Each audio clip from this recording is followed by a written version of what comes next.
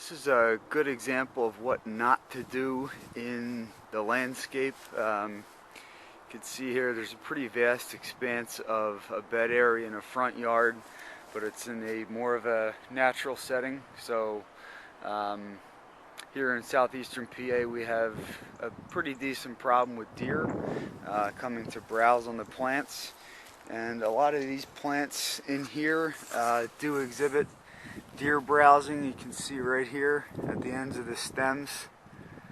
So we can focus in right, that's an example of a deer browse.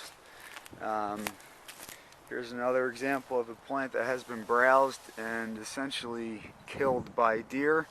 There's 1, 2, 3, almost 4, 5. This is a great example of deer browsing.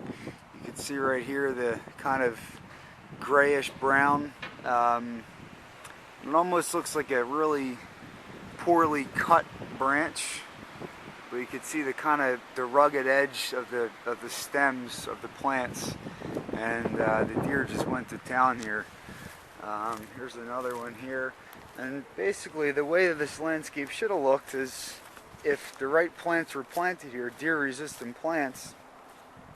All this should have been real nice and full, and at this point in the season, with the types of plants that were planted here, should have given the client nice color, a little bit more of an intimate feel in terms of privacy and aesthetics.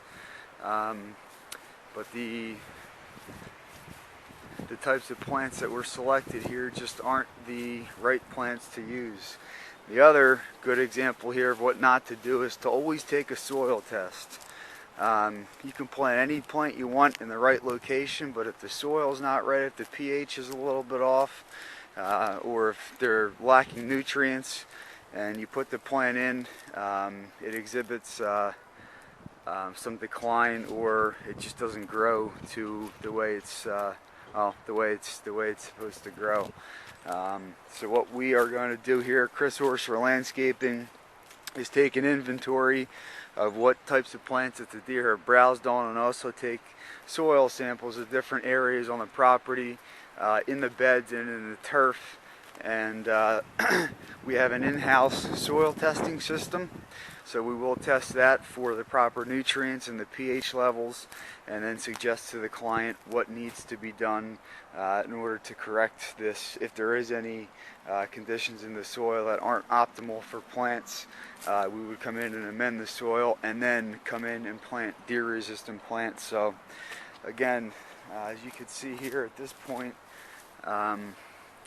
the bed is just really looking bare and sparse, and that's because of the deer coming in and eating the plants.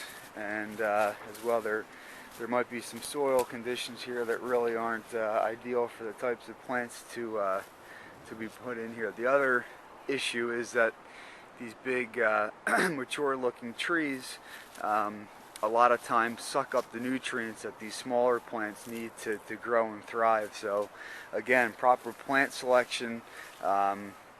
These bigger trees have some implications on the pH and the soil.